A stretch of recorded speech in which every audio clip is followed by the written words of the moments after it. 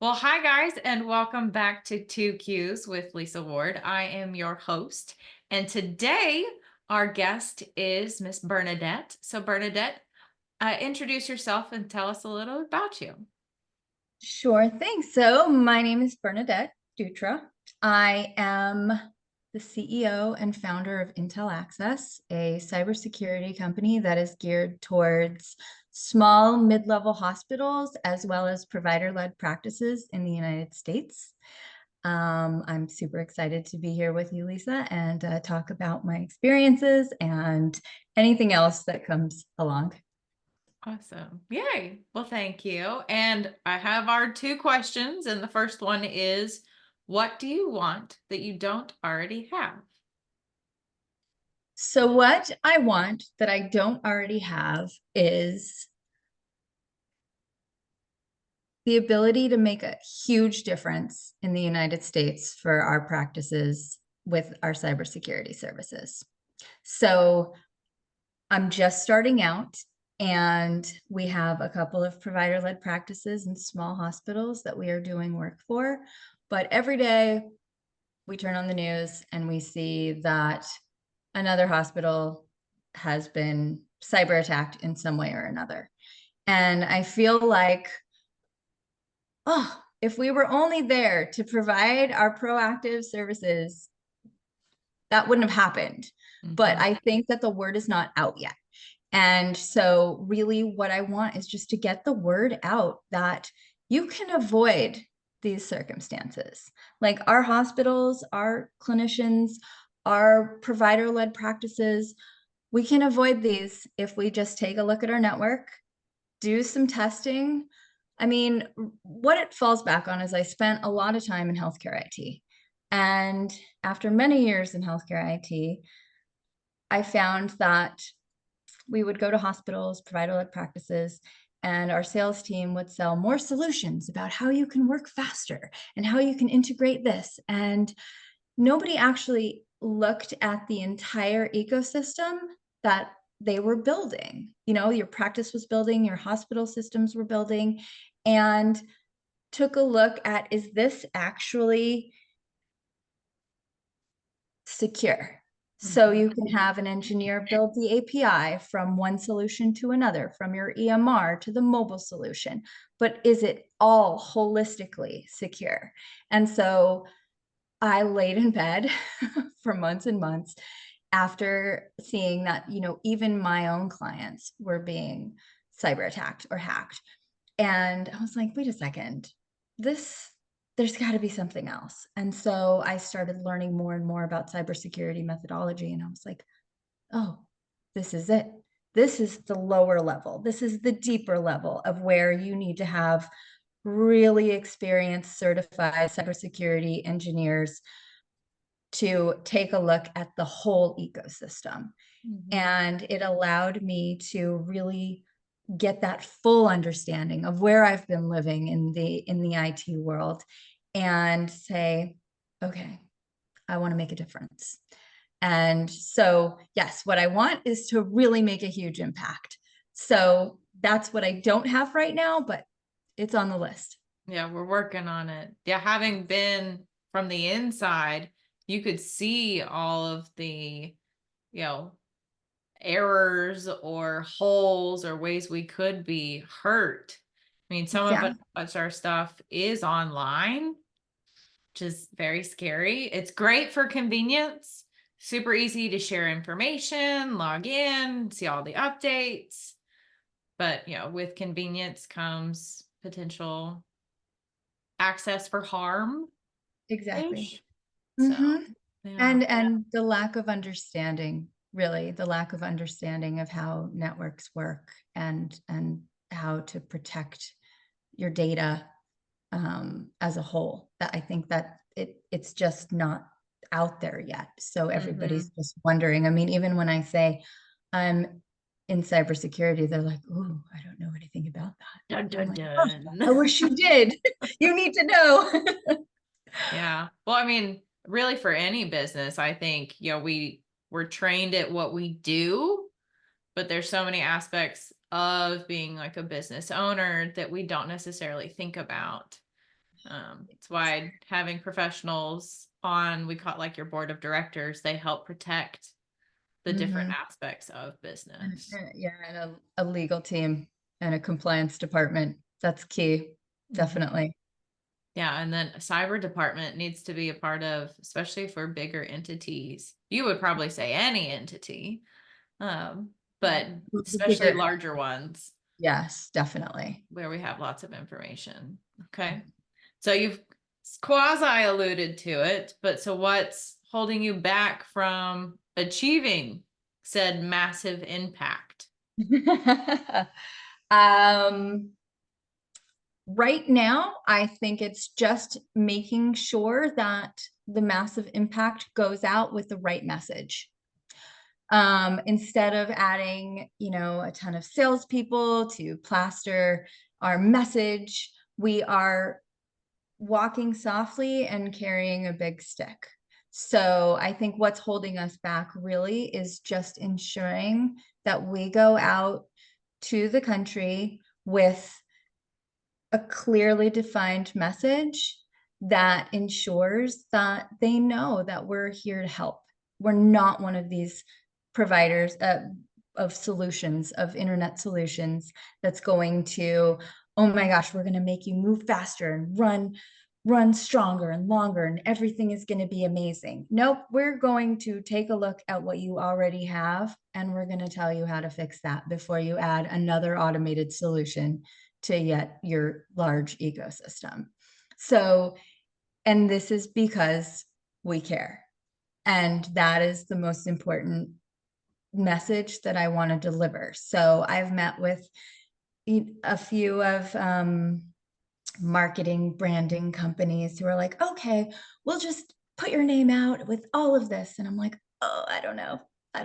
That's what's holding me back, is to make sure that the message that we relay and our work that we do is not just advertised all over. It's the word of mouth as well. So being able to ensure that every client that we have can go to their network and say, they're good, use them.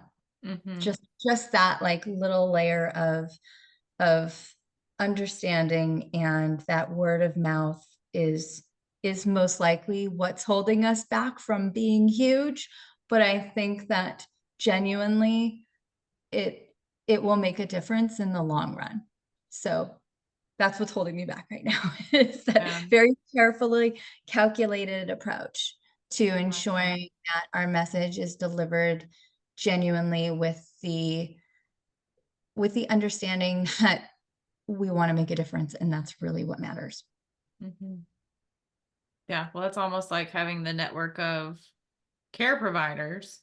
They understand and know, no, this person is the expert in that. This person is the expert in this. And I mean, doctors understand those services. So maybe it's even, and we have, in every business, it's making sure even our own clients can also be good salespeople or sharing their own experiences. They helped me save XYZ. Yes. Yeah. And making sure that they're screaming our names from the rooftops, that we are the best providers for our services. So. And it's also, I think maybe another thing to add on to that would be I'm building a sustainable business. So I want to ensure that everybody who, works for me is happy and is along with the mission because they want to be, because they want to be a part of, and so it's not just, okay, you there, come along and you have these skills. It's, do you want to be a part of this? And if you do, I'm going to take really good care of you. And, make sure that the business is built with solid bones. And so I think that too is something that, everything is very calculated and research is done, so that, I mean, when I was starting this company, I talked to a few of my colleagues, and every colleague who was a woman actually was like, can you please just make sure, you've worked for for this company before, and you had this, management style, and I'm being very diplomatic right now Yes. that I don't step on any toes. But the common theme was, we love to work remotely. We are women,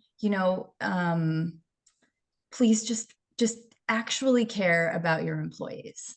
And that was huge. And obviously, being an employee myself for large corporate entities, that's super important to me because we've all been there and we've all just been schlepped to the wayside. And if you don't perform, or if some, we're women, some of us are mothers, we're caretakers of whatever. It's in a lot of our bones, we care about what we do. And so when those larger entities have kind of schlepped us to the wayside without any real explanation, or it doesn't feel good. And so it's definitely one of these things where, like, life happens and you just want to make sure that you're going to work for a strong, consistent company. So it's not just about, okay, we're making a difference for providers and patient care and keeping patient data safe. It's also building a strong company so that we can be sustainable throughout the years. I love that. Yeah. So protecting out, but also protecting within. Exactly. Yep. Fantastic. Awesome. Okay. So now that you're here, if you had given yourself a nugget of advice when you first started, or somebody who's thinking about doing the same thing, what piece of advice would you wish you had given yourself, or wish you had known back then when you got started? First, I would have done it earlier. I would have gone off on my own earlier. However, I wouldn't have been as mature as I am now, because I think youth definitely plays a part in being reactive and very driven.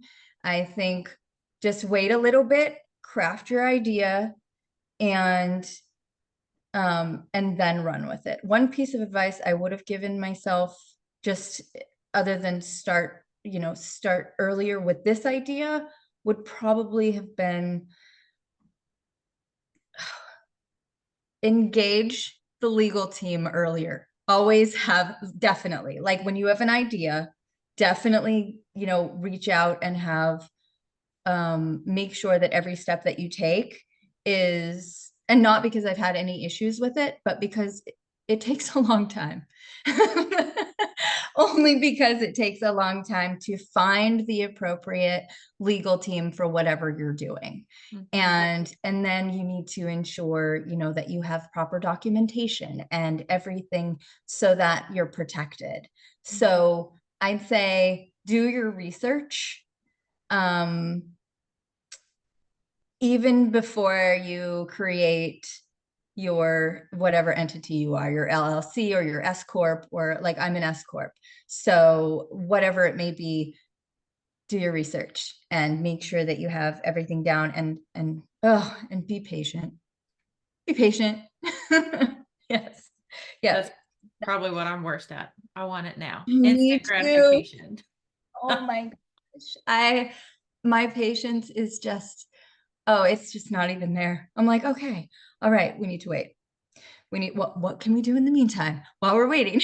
That is, but yes, it's, I would have said, start earlier with this idea, but not younger. Okay. So maybe that's it. Not younger, because me younger would have made so many errors. Like, definitely give yourself time to be fully ready to launch, but also do your research and know that there are definitely calculated steps out there that you can take to make your life a lot easier in the long run.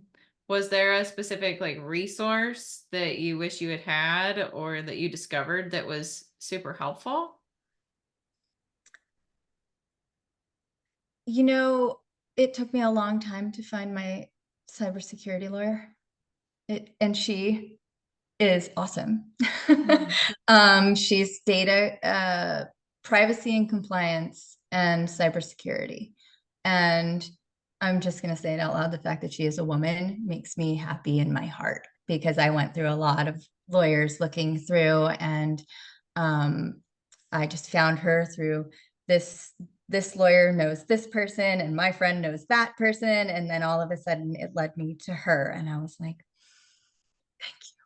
So it took some time, but yeah, it was that was a contact that I'm really glad that I had. Like that, however it came to be, she is amazing. So yeah. So not jumping on the first person that was yes. maybe quasi a good fit. Yes. Yeah. Yep. Because I had that from an introduction by one of our larger financial institutions.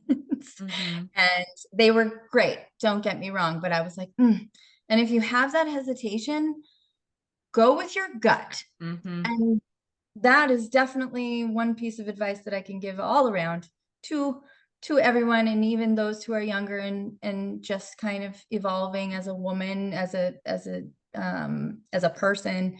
Oh, go with your gut, because if it doesn't feel right, it most likely isn't. So you got to, like, especially when taking these steps to build something that you are really passionate about, gosh,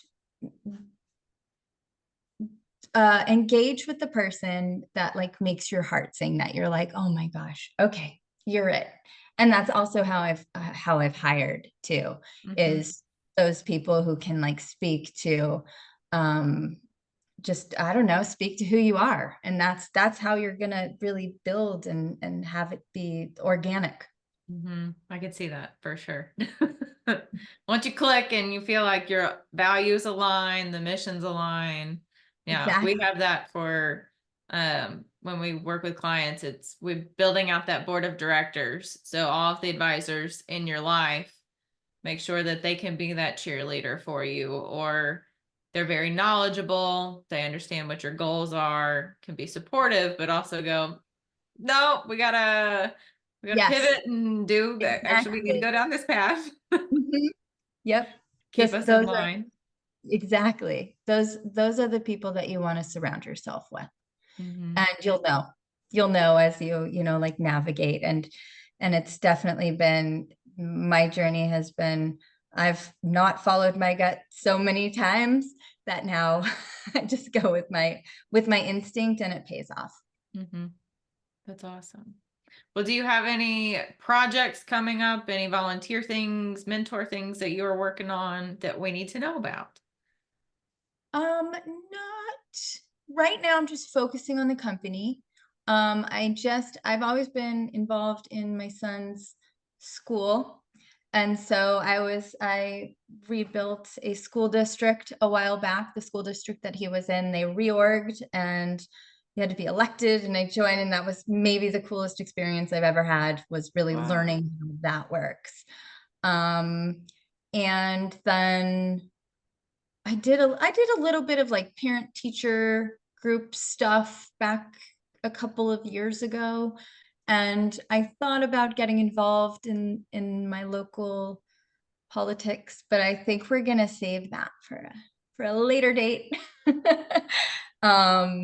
But in the way of, like, I've always had something else on the side that kind of makes my heart sing, that I feel like I'm doing a good thing. But right now, I feel like I'm doing a really good thing. And so I'm going to stick with it for a little while. And then once we grow and the message is out, then I'm definitely going to use this for good, and be able to, be more actively involved in my community and the larger area. So I love it. Fantastic. Well, you're already active in the healthcare space, making sure, and thank goodness for you, because we've already had so many scares with my charts and all that fun stuff. yes, yeah, and I hope that what we're doing can reduce these activities over time. definitely. It's going to be a hard nut to crack, just across the board with how healthcare is, and the industry is slightly archaic with their ecosystems. So it's definitely, but I see good things are going to happen. So Yeah. Well, since you're in the cybersecurity space, just as individuals, what should we be aware of, or things that we should have in our life, or good practices we should have? one that I can say most definitely is you should have a VPN on your network at home. That is definitely, if you don't have that, hackers can get in and steal your data so quickly. And they probably already have if you don't have a VPN. That's probably the biggest thing that I've seen just across the board. Just even with friends and family, I'm like, oh goodness. And learning about how cybersecurity methodology works, and how just yeah. So VPN, make sure that you have multi-factor authentication. So don't be frustrated when an app is like, I need you to sign in again. It's like, this is good. It's a It's on good thing. purpose. It's on purpose, and it is a level of frustration, but if that's just another way for somebody to steal your data, your credit card numbers, your bank account. Like, these are crucial. It's just really important to manage. And then don't open that email if you don't know who it's from. Don't open it. Don't click the PDF. Don't look at the form. Just delete it. Like, there's no need. And for my fourth is, if anybody calls you and tells you that you owe money, do not ever give them money. No. Ever, ever, ever. I see this, like, they have groups of people in countries who are no longer selling drugs to the United States. You know what they're doing?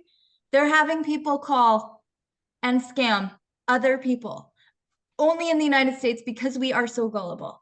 So definitely, if anybody calls, and even if they pretend to be the IRS will never call you. They're going to send a million letters, and it's going to be terrible, and they're going to scare you that way. They're never going to call you.